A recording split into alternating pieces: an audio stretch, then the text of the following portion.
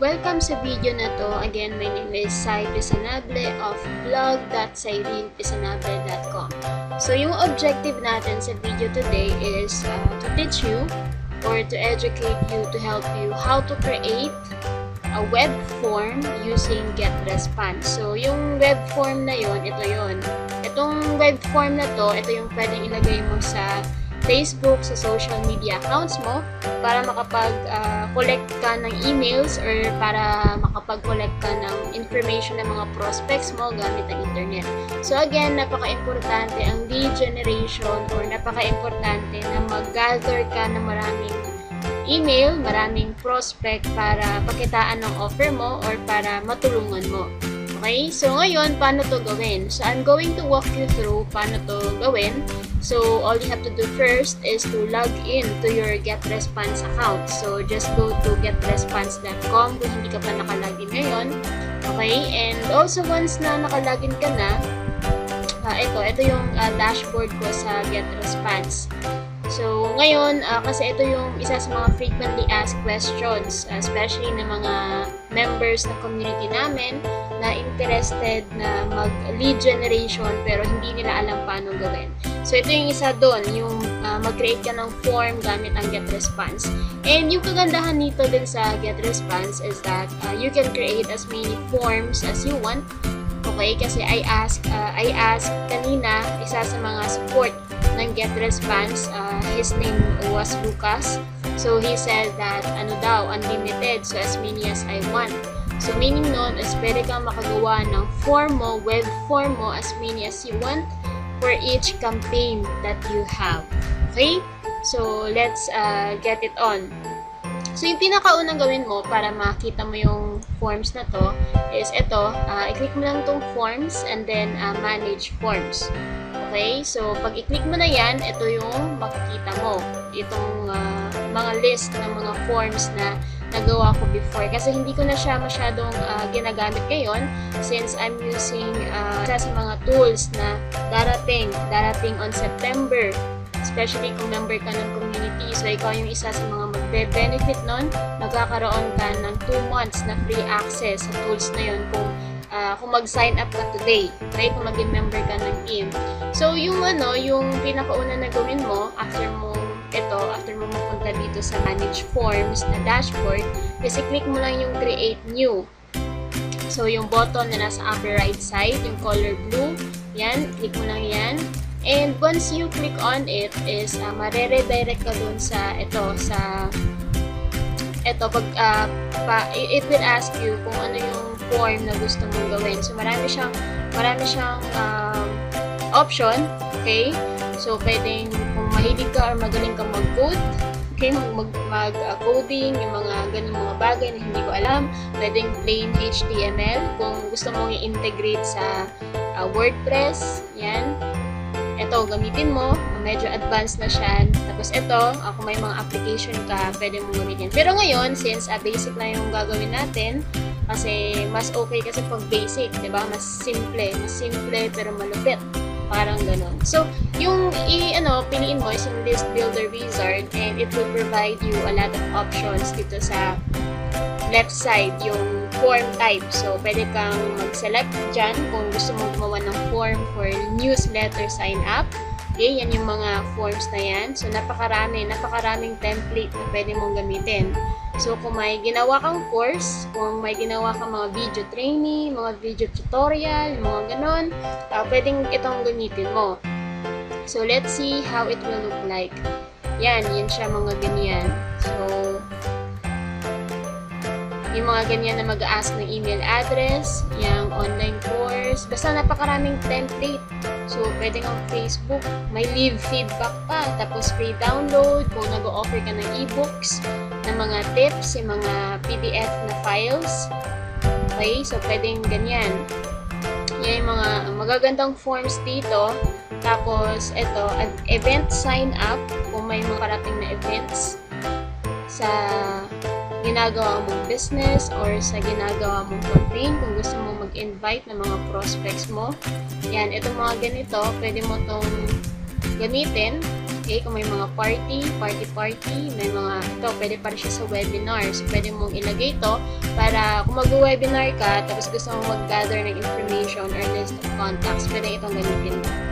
Okay, tapos ito, yung format, pwedeng side column. Tingnan natin kung ano yung itsura. Maliit lang siya na parang thumbnail. Sa side lang siya, parang pwede siya sa sidebar ng website. Okay, kung may website ka na WordPress, pwedeng itong gamitin mo. Sidebar, pwede siyang maging sidebar. So, ganun din. Yan, tapos wide, yung malaki, yung gaya nitong ginawa ko. Yan, wide yan siya. Pero parang maliit pa rin tingnan, diba? So, yun yung wide. Yan, pwedeng wider. Mas malawak siya ng konti. Okay, tapos may maximum. Yan, tapos may square. So, napakaraming format na pwede mong gamitin dyan. So, pwede siya pang footer, yung mga ganong bagay. Footer, yung sa website mo. So, yan, pwede siyang ilagay doon. Or pwede siya sa sa taas ng website mo, yung parang ganon, na header. So, pwede ito yung gamitin mo. Yan. Pwede pala siya. Basta, alam ko, pag ilagay mo to sa website mo, yung kailangan dito is yung HTML code. So, hindi ako masyadong familiar doon. So, yung gagawin lang natin dito is yung basic. Okay, so kunwari, itong gagawin natin na form is for newsletter na sign up. Okay, so, itong newsletter na sign up, so, gusto ko ano lang siya, wide lang siya. Yan, so, hintayin natin na mag-load. Kasi ito kanina, ginawa ko, tinest ko siya, tapos okay naman. So, maganda nga siya, diba? Colorful, napaka-simple, at i-post mo to sa Facebook, sa social media mo, even sa lahat ng mga post mo, sa pag nag-create ka ng video sa YouTube, para mag-sign up yung mga prospect or mga viewers mo, sa list mo, yun. Basta yung importante is makagawa ka ng ganito. Okay? So, ganyan siya. So, yung pipiliin natin for now is itong paborito ko talaga, itong ganitong design. Yung more tips. Kasi yung ginagawa ko parate is yung gano'n, na gusto ng mga tips ng mga tao sa mga update about online marketing is pinapasubscribe ko sila. Yan. So, kung ito gusto mo, yan, pwede din, newsletter, sign up. So, check natin. So, antayin mo lang mag-load si Monster. Monster is loading your template. So, antayin mo na siya mag-load. Tapos, later on, tuturuan din kita paano i-shorten yung link na ibibigay ni GetResponse. Para yung shortened na link, yun na yung link na parating mong gagamitin sa pagpo-post mo. So, hindi mo na kailangan ng napakahabang link na binigay ni GetResponse. So, ito. So, yung kagandahan din dito sa GetResponse, dito sa web form na to, is ma-customize mo siya. Kasi drag and drop lang siya, point and click. Yan. So, pwede kang, mag-add ka ng field. Pwede kang di ba, first name, email address. Pwede kang maglagay na other details na gusto mong i-collect from your prospect, from your audience. Pwede mobile, a company, yung mga ganon. So, pwede kang maglagay ng another elements. Yan, text or counter. Okay, or privacy badge. So, yan. Pag i-click mo yan, i-drag and then drop. So, ganun lang siya. Drag and then drop. So, pwede mo siyang i-move. Diyan, i-move mo yan para adjust. So, drag and drop pa rin. Okay? So, ganun na siya kasimple gumawa. So, again, hindi naman kailangan na maging too much complicated para gawin itong mga bagay na ito. Okay? So, kung gusto mong i-delete, yan, may parang trash can na option dyan, yan, delete na yan. So, yung dito, yung importante is maglagay ka ng call to action button sa itong sign me up. Okay, so yung tanong dito is paano maglagay ng link dyan sa call to action button na yan. Okay, so yung gagawin mo is punta ka lang dito sa my gear icon sa upper right side ng screen mo, katabi ng save and publish. Ito, i-click mo yan. Tapos, pwede mo na siyang i-customize yung settings. Yan, pwede kang maggawa ng name para at least maging aware ka ano tong form na to, subscribe to newsletter. Yan, pwedeng ganyan. So, yung campaign, pwedeng piliin mo yung campaign na gusto mong mas-subscribe yung mga prospect mo. So, sa akin kasi marami na akong campaign na ginawa per courses ko. Okay? So, itong 3 tips, yan, pipiliin natin kunwari. Yun. So, i-check mo to kasi para ma-add sila automatic sa ginawa mong follow-up. Okay? So, kung wala ka pang ginawang follow-up, make sure na maglagay ka ng follow-up kahit sa day 0. Yun yung magiging welcome email or welcome message mo na every time na may magsasubscribe sa'yo is automatic na isasend yung welcome message mo para at least maging aware yung mga customer or prospect mo na you care for them. Okay? So, that's one way of building relationship.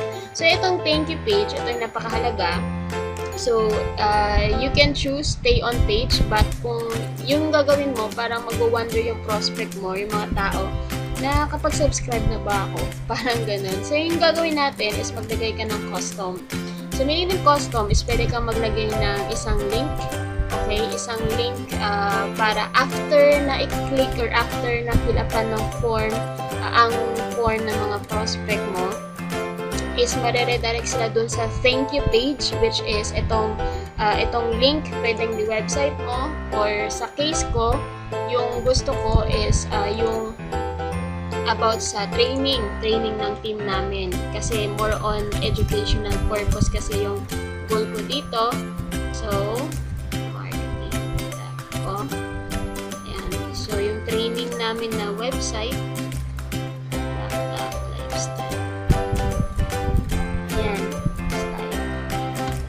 dyan ko sila gustong papuntahin after nilang mag-subscribe.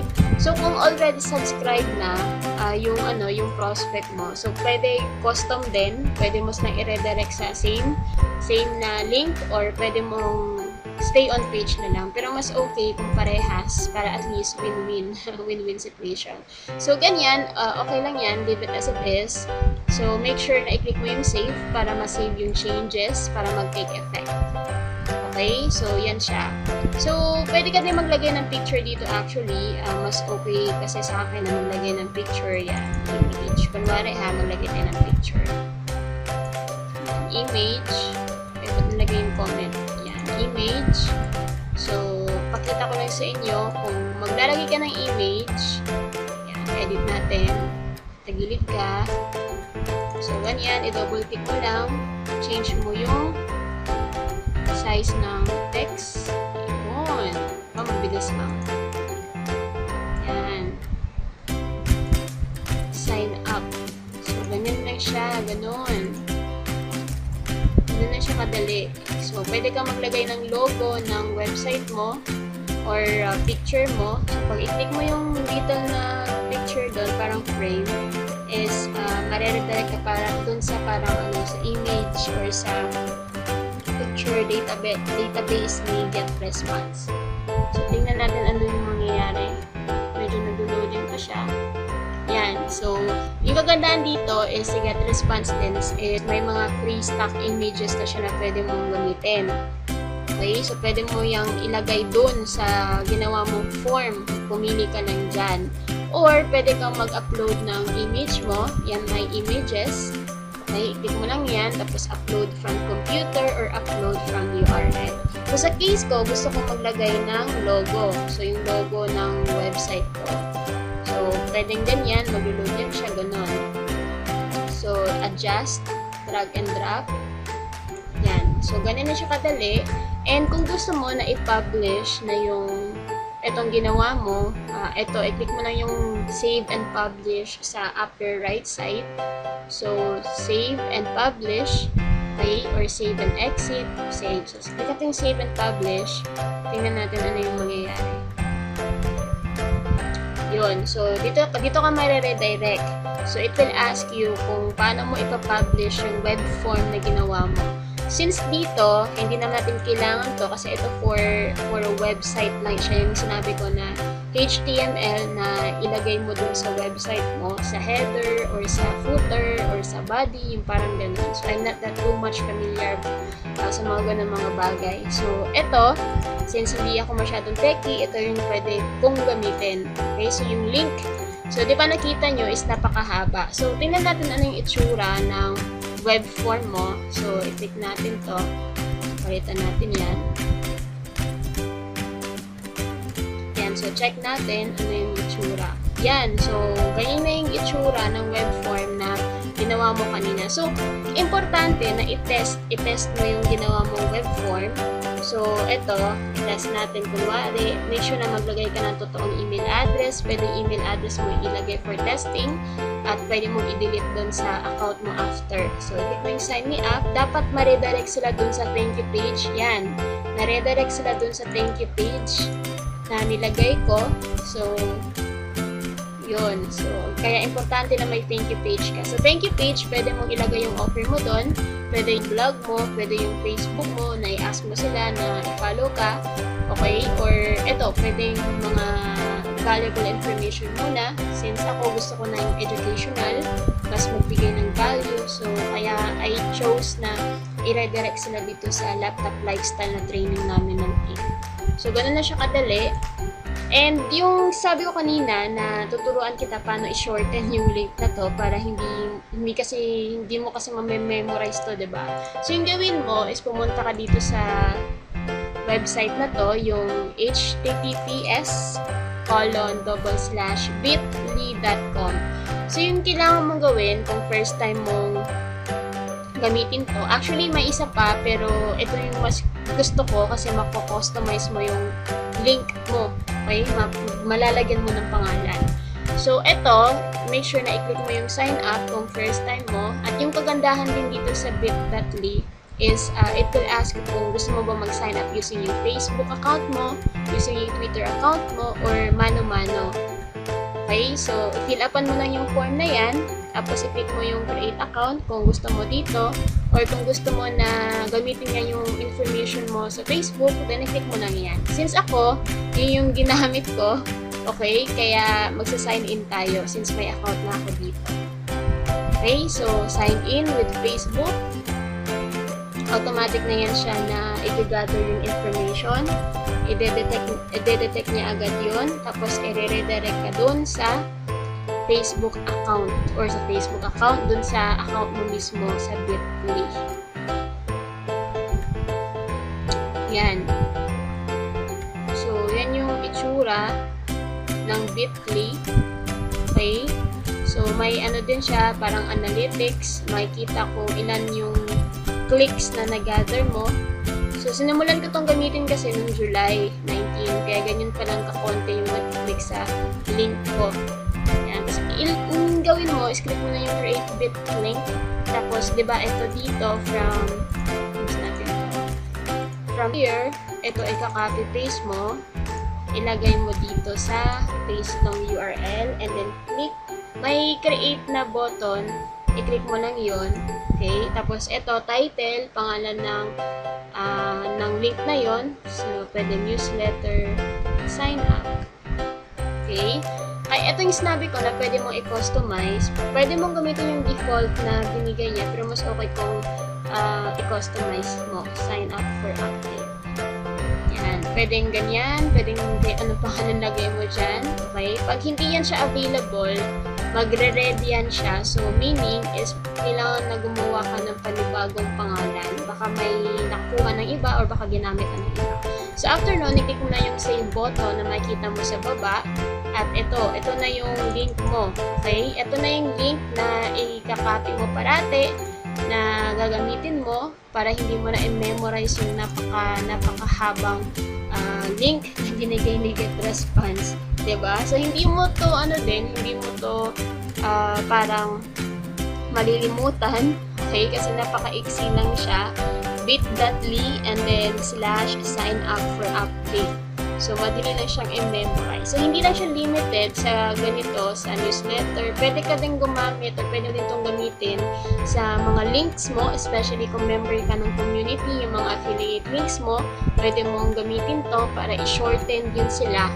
Okay? So, ito na i-copy mo, tapos i-paste mo dun sa sa Facebook, isi-share mo. Kasi pag ilagay mo na yan, makikita yung ginawa mong form. Yan siya. Okay? So, itry natin na i-post yung form mo sa Facebook. Ano yung itsura? Ito yung Facebook ko. So, kung hindi pa tayo friends, pwede mo akong i-add. Okay? Yan. So, tingnan natin. Let's see.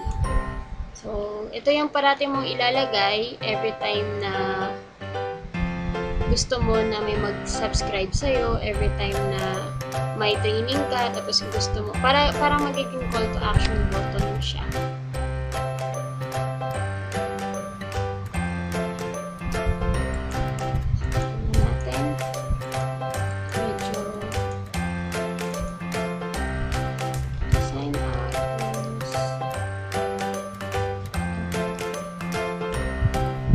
Loading pa. So, try natin.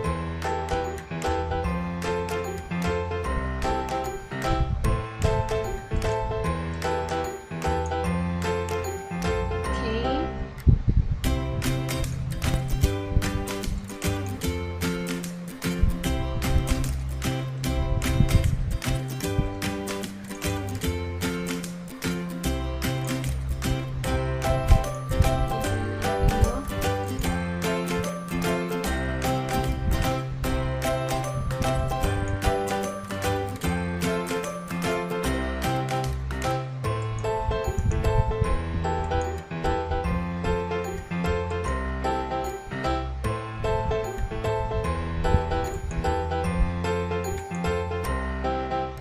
Natin yan.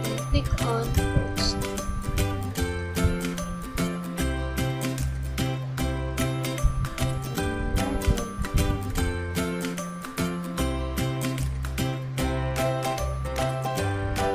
So, testing lang to. Pwede mo gawin to. Okay. Para ito na yung gamitin mo every time na magpo-post ka sa Facebook or sa social media. So, hindi na mahirap i-memorize. Yun, yung ginawa mo. Every time na i-click yan ng mga prospect mo, yan, mariredirect sila ulit doon sa ginawa mong web form. So, ganun lang siya kasimple. Ganun lang siya kadali. Okay? So, I hope na may natutunan ka sa simpleng video na to about creating web form. So, napaka-importante na mag-lead generation ka, napaka-importante na mag-collect ka ng mga emails or information ng mga prospect mo. Kasi hindi naman lahat ng mga tao is bibili agad every time na makikita nila yung offer. Importante na i-follow up sila at magagawa mo lang yon pag may get response or may autoresponder email host ka na available. So, kung wala ka pang get response, may nilagay ako na link sa description ng video na to. Pwede mong i-click yon at pwede kang gumawa ng account mo. So, free siya for 30 days. And most of all, kung gusto mo ng mga online marketing training, pwede kang mag-subscribe or pwede mong gamitin ang mga training na ino-offer namin sa loob ng community namin. So, pwede mong bilhin yon. At then again, if you're going to buy it today, yung training, and if you're going to become part of our team this month of August, so sa September is magkakaroon ka ng free access sa mga tools na ipapublish or ila-launch namin soon. Okay? 2 months na free access sa mga powerful tools. So, dalawa yon. Isa is yung website builder na for lead generation na more on professional style siya, na stand-alone. And yung isa is for blogging or for website. Pag-create ng blog mo, pag-create ng website mo. Okay, so thank you so much for watching this video, and don't forget to leave your comments below this video.